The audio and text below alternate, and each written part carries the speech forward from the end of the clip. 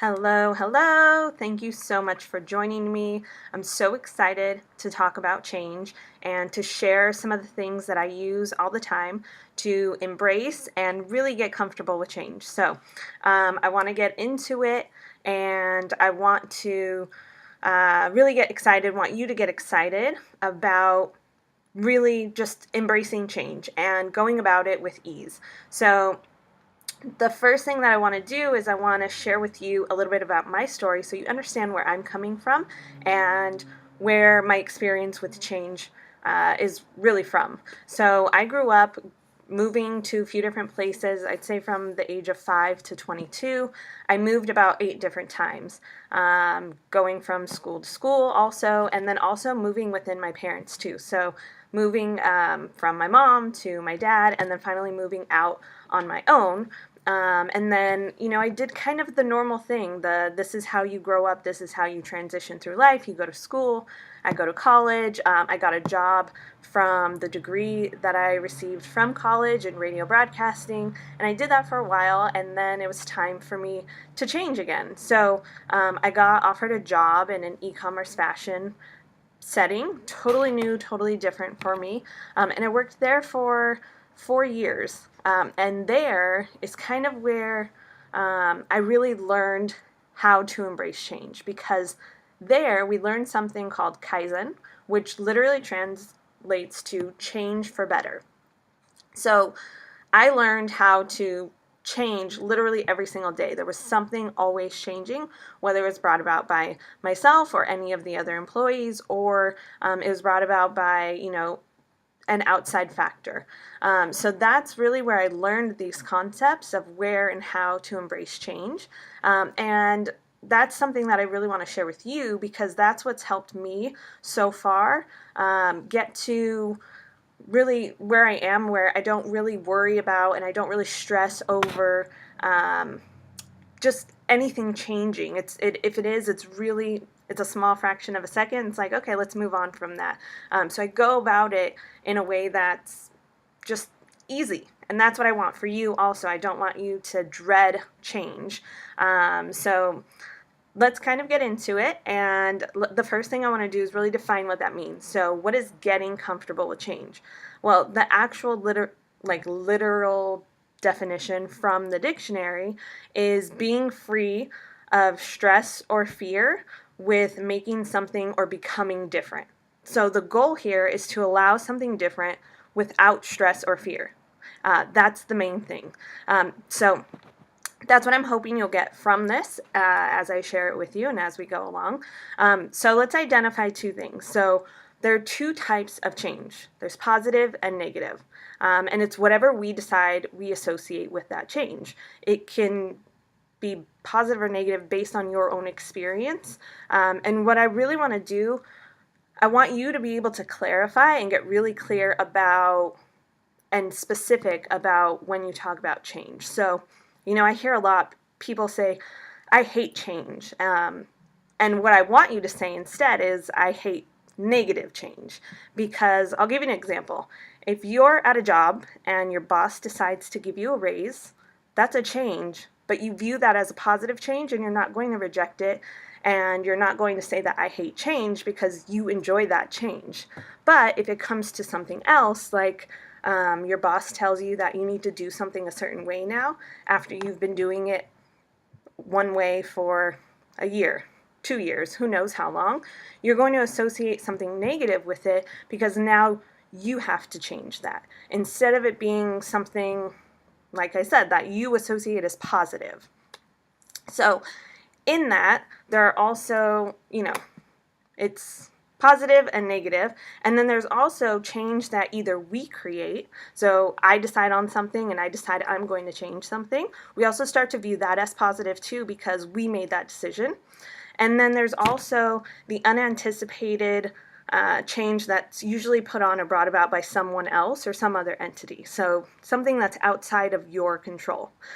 So the first thing that we're going to talk about is When it's really outside of your control, because there are additional factors that you can take into consideration when that happens, so that it is a lot easier and it's a lot less stressful because it's uncertain.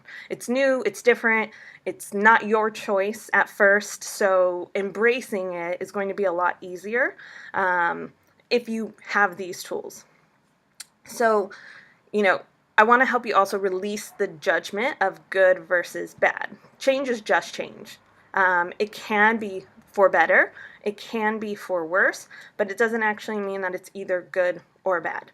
So the first thing, and I have 4 for each, so 4 for change that we bring about ourselves, and also 4 for the unexpected change that happens. So the first 4 really mostly apply to when change is brought about by somebody else. So the first thing is really to reset your expectation. So a lot of the times what we do is we say, I hope something doesn't change. And instead of saying that, reset your expectation to things will change. And I would actually advise you to write that down and have that somewhere if change is really difficult for you specifically. Just start to get in the habit of saying things will change automatically because you've grown up. You're not the same person you were 2 years ago. You might not even be the same person you were a year ago or yesterday even. So things will change automatically. So reset your mind to really have that very clear from the get-go. The second thing is to be open to possibility and be curious. So a lot of the times when somebody else tells you, okay, this needs to change or this is what's going to happen, right away, it's just like an inherent thing. We usually think about how this will negatively affect what's going on. So it's like, well, these are the things that are going to get shut down. These are the things that aren't going to work anymore. Instead of focusing on what's possible and then getting curious about it. How can this work? How can I make this work as best as I can? And going from there. And just asking questions, figuring it out, opening yourself up to possibility. The third thing, which kind of goes hand in hand with this, is releasing your personal identification with the change. So when you attach yourself to the change, so let's use the example again of when your boss tells you have to do something differently. You're attaching yourself to the way something is being done, and you're putting your own personality on that thing instead of realizing that the thing is changing. You're not. You're still the same person. You still know who you are. You still have all of your integrity and your authenticity, but the way you do something changes, and that's not associated to really who you are as a person. So if you release that identification of that thing, it becomes so much easier. You detach from it, and it's easier for you to be like, sure, why not? That's just a thing that's outside of me, and it doesn't represent who I am as a person. And the fourth thing with it is to assess what this really means for you. So if you have to do this change, if something is brought about on you without you actually deciding it up front, what does this mean to you and what are you holding on to? So the first thing is to think about what is good about this change. I remember I worked at a company and we actually all had to take a 5% pay decrease. Now, from the outside of it, I could judge this and say, this is terrible. This is going to, all of these negative and bad things are going to happen as a result. But let's look at what's good about it. What's good about it is I still had my job. I still had all of my coworkers because they didn't have to fire anyone. So when you start to look at it with, releasing judgment of it and you start to see what's actually good within this change, then you'll start to see how it's easier to accept it. And then really you want to ask, what emotion are you holding on to, or what feeling are you holding on to around this, and can that exist after the change? So something like the pay decrease or trying to your boss telling you that you have to do something differently. It might be that you're really holding on to certainty. So you know how to do something a certain way, and that's what you value. So you're really holding on to that. So can you go forward after the change and still have that? And yes, you can, as soon as you learn the new process or whatever it happens to be. So you can still have the uncertainty. It's not uncertain forever. It's just uncertain for a very short period of time. So those are the 4 things. I'll do a quick recap, especially when change is brought about, directly to you without you actively trying to change anything. So it's to reset your expectations that things will change, be open to possibility and be curious, to release your personal identification with whatever the change is, and to assess what it really means for you and what you're holding on to as a result of this change. Now, the next 4 things that I'm going to talk about are more when you decide that you want to change something, because that can still end up being a little bit more difficult or still uncertain, no matter who decides it for you, whether you decide it or somebody else does. But they also apply to when change is brought about on you. So, there's 4 things again, and these are the things that I use all of the time. These are the things that I've realized in the last 4 years that really help me ease into change, and I don't feel so much discomfort as things change, whether I decide to or somebody else does. So the first one, and I think if you get anything from this, this is the one thing that I hope you do get, is you must have faith in yourself. You need to know that you are capable of figuring it out. So whether you have the tools now or you're going to go get them so that you can figure it out, you have to have faith that it's possible, that you can do it. Otherwise, you're setting yourself up already to just have stress and dis-ease and discomfort, because you're already telling yourself no, that the possibility has shortened. So I want to give you an example of this because I thought it was so powerful when I read it. I read Bryan Cranston's autobiography, and he talked about an audition he went on for a commercial. So it was for a rock climbing commercial, or he had to rock climb in the commercial. So he didn't know how to rock climb, but he went to the audition anyway and said, if I get a call back, then I'll go learn how to rock climb. So he goes to the audition. They like his acting. So he's like, okay, I get a call back.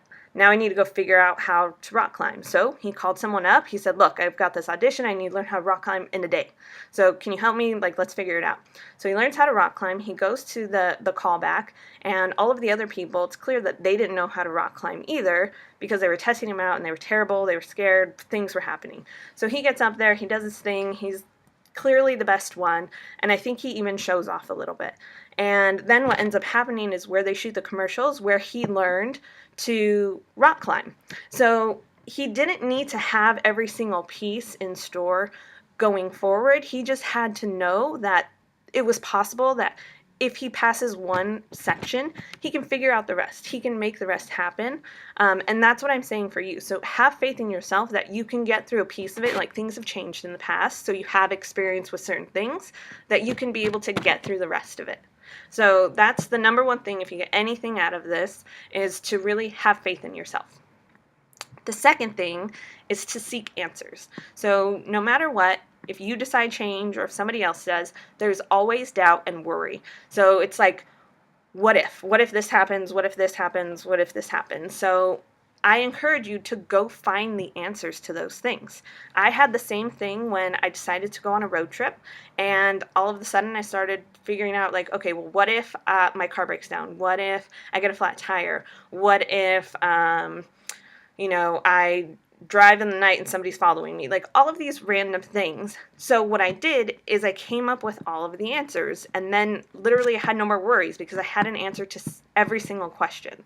So I'll give you an example of recently. My friend decided she's going to move because she didn't like where she was living anymore. And right away she said, but now all of the other worries are coming about. And I said, well, what? So she told me that, the question she had is, how do I make it all happen? What if it all goes bad instantly? What if she hates it? And what if she doesn't get her deposit back from her current landlord? So I literally just gave her all of the answers. It's how do you make it happen? Well, you have 30 days. Start now. Just start slowly doing things, and you'll make it work. You'll figure out the time because you're going to prioritize it. So that's not really a question. Or there's not really a worry about it because it's possible. The other two, what if things go badly instantly and what if you hate it? Then you move again. Because guess what? You've already done that before. You have the reference for it. It's going to be that much easier because you keep going through it. So if it's that bad, just move again. Yeah, maybe it's more difficult. Maybe it takes a little bit more time, but that's your answer. You already have one. And then, if your landlord doesn't give you your deposit back, look up all of the laws and see that like she has nothing to hold against you, so that you know that you should get all of your deposit back. So just answer all of the questions to all of the doubts and the worries that you already have, so that there's no more questioning and there's no more like ruminating about what if, and you're creating worries for yourself. Instead, create the solutions. Then the third thing is to visualize yourself in this new, different role, situation, place, experience, whatever it happens to be. Put yourself there. Make it like, close your eyes, sit there, and ask yourself, how does it feel to be this person in this situation at this moment in time? So if it's, your boss is telling you to change the way that you do something, imagine yourself doing it that way, because then it's easier to realize what's possible for yourself. You are able to see that you can succeed because you've already put it in your mind that that's possible. And then the last thing, which is very similar to one of the other things that I said, but everything in life is temporary. It's a universal truth. Like, change is constant.